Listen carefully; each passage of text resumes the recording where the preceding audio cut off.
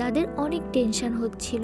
এরপর তাদের মাথায় আইডিয়া আসে যে তারা জেমসের কাছ থেকে হেল্প নিতে পারে। তাই তারা একটা জায়গায় পানি ঢেলে জেমসের সঙ্গে কথা বলার চেষ্টা করে।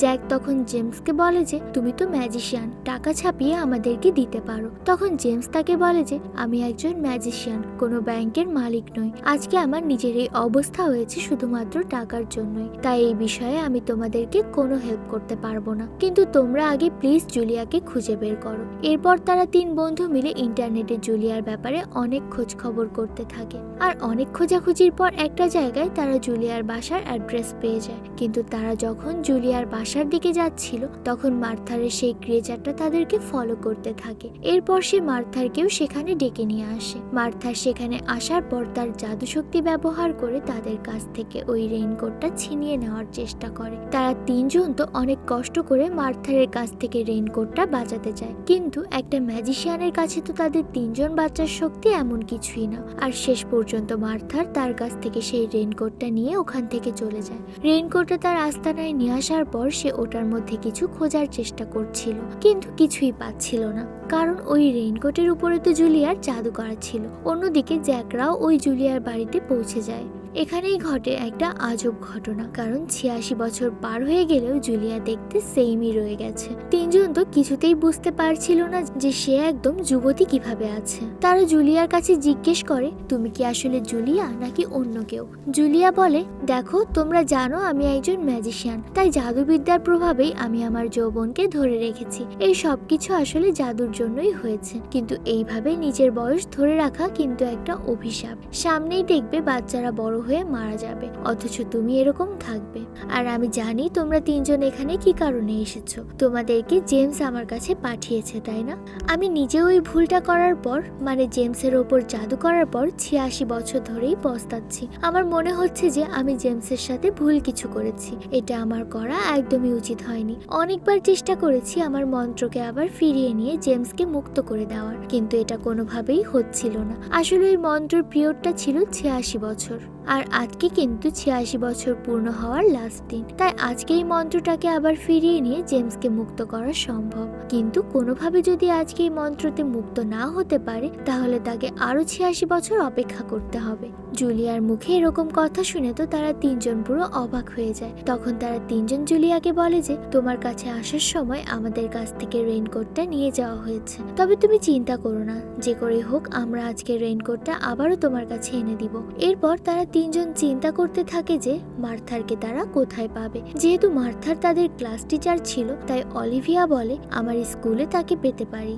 কিন্তু স্কুলে আসার পর কোথাও তারা মার্থারকে খুঁজে পায় না। এদিকে মার্থার তো অনেকগুলো মন্ত্র পড়ে বারবার এটা খুঁজে বের করার চেষ্টা করছিল যে কিভাবে সে রেইনকোট থেকে জুলিয়ার জাদুকে কাটাতে পারে। কিন্তু ঠিক তখনই তার কালো রঙের একটা বিড়াল ওই রেইনকোটটার মধ্যে ঢুকে যায়, আর সে এইবার জেমস হয়ে বেরিয়ে আসে। এটা দেখে তো মার্থার অনেক চিন্তায় পড়ে যায় যে একে তো সে কোনো মতে জুলিয়ার জাদু কাটাতে পারছে না, তার উপর আবার তার বিড়াল এখন জেমস হয়ে বেরিয়ে এসেছে। এরপর যখন সে বিড়ালটাকে ধরতে যায় সেটা তো জেমস হয়ে তার টেবিলের উপর পড়ে যায়, আর মার্থার সমস্ত জাদু তো নষ্ট হয়ে যায়। সেখানে তখন অনেকগুলো পোর্টাল খুলে যায়, আর মার্থারের সেই বিড়ালটা মানে জেমস একটা পোর্টালের মাধ্যমে স্কুলে চলে আসে। তখন জ্যাকের 3 বন্ধু জেমসকে এখানে দেখতে পেয়ে তো অনেক অবাক হয়ে যায় যে সে এখানে কিভাবে আসলো, কিন্তু জেমস এখানে বিড়ালের মতো চলাফেরা করছিল, তাই তারা বুঝতে পারে যে এটা আসলে জেমস নয়। তাই এরপর তারা ওই বিড়ালটার কাছ থেকে রেইনকোটটা ছিনিয়ে নেয়, আর তখনই সেখানে সেই পোর্টালটা বন্ধ হয়ে যায়। কিন্তু তখন মার্থার আবার ওখানে সেই রেইনকোটটা নিতে চলে আসে। এই কারণেই জ্যাক তখন অলিভিয়া এবং বিলিকে বলে যে একটা কাজ করো, তোমরা এই কোটটা নিয়ে জুলিয়ার কাছে চলে যাও, এতক্ষণ পর্যন্ত আমি মার্থারকে আটকে রাখছি। এদিকে মার্থার তো স্কুলের বিড়ালটাকে দেখে ভালো করেই বুঝতে পারে যে ওই বাচ্চারা রেইনকোটটা পেয়ে গিয়েছে। এরপর সে ক্লাসরুমের বাইরে বেরিয়ে দেখে সেখানে জ্যাক দাঁড়িয়ে আছে, তাই সে জ্যাকের উপর ম্যাজিক করে এবং তাকে সেখানে স্ট্যাচু বানিয়ে দেয়। এরপর তার ব্যাগটাকে ভালোভাবে চেক করে যে এই ব্যাগের মধ্যে রেইনকোটটা লুকিয়ে রেখেছে কিনা, কিন্তু রেইনকোটটা তো ওখানে ছিল না। এরপর মার্থার জ্যাককে বলে যে আমার প্রচন্ড পরিমাণ রাগ হচ্ছে, রেনকোটটা কোথায় আছে তাড়াতাড়ি বলো, আর না হলে কিন্তু তোমাকেও গায়েব করতে আমার 2 মিনিটও লাগবে না। কিন্তু জ্যাক তো কোনো মতেই বলে না যে রেনকোটটা কোথায়। এদিকে অলিভিয়া আর বিলি তো দৌড়াতে দৌড়াতে জুলিয়ার কাছে আসে রেনকোটটা নিয়ে এবং রেনকোটের উপর থেকে তার মন্ত্র তাৎক্ষণিকভাবে শেষ করে, আর আস্তে আস্তে জেমসও রেনকোটের মধ্য থেকে বেরিয়ে আসে। এরপর জুলিয়া জেমসের কাছে মাফ চায় তাকে 86 বছর ধরে ওই রেনকোটের মধ্যে আটকে রাখার জন্য।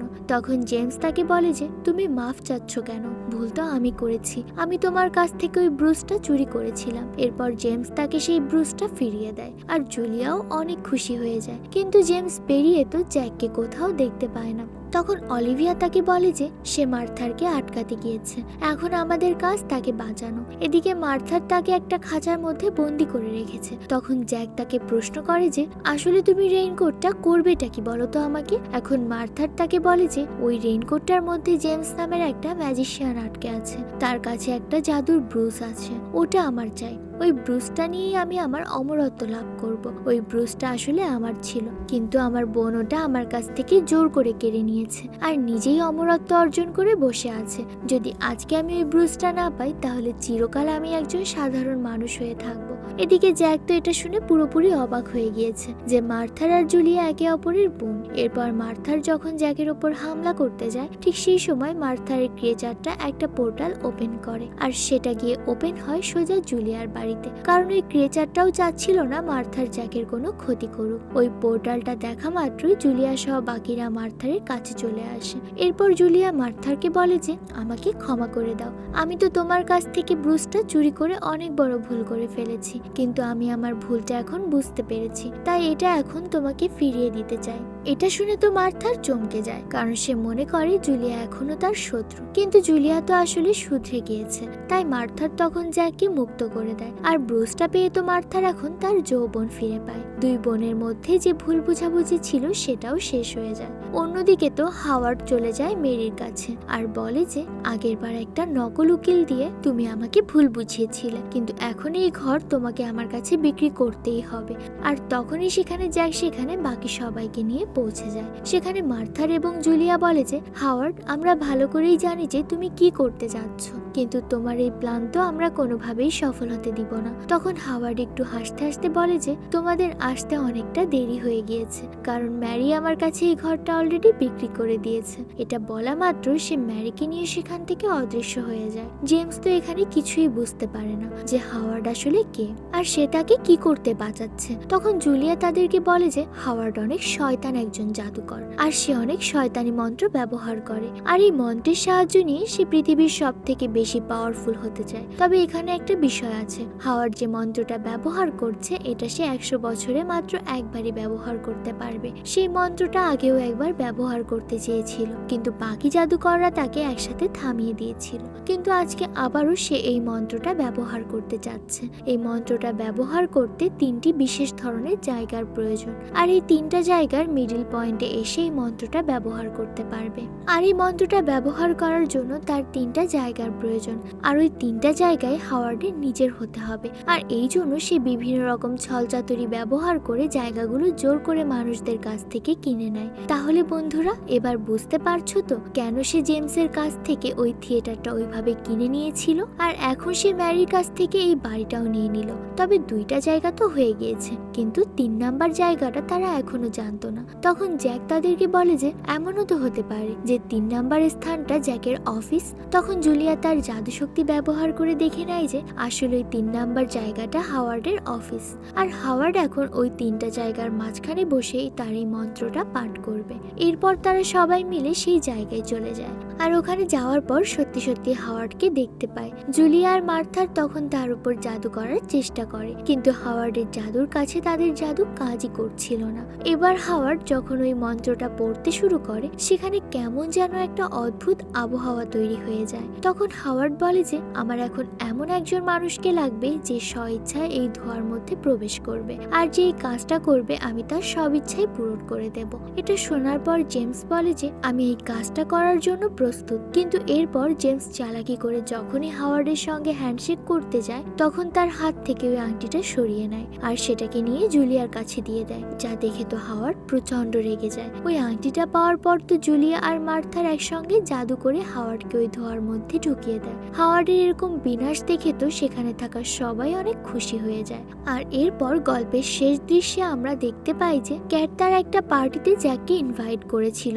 জ্যাক ওখানে চলে যায়।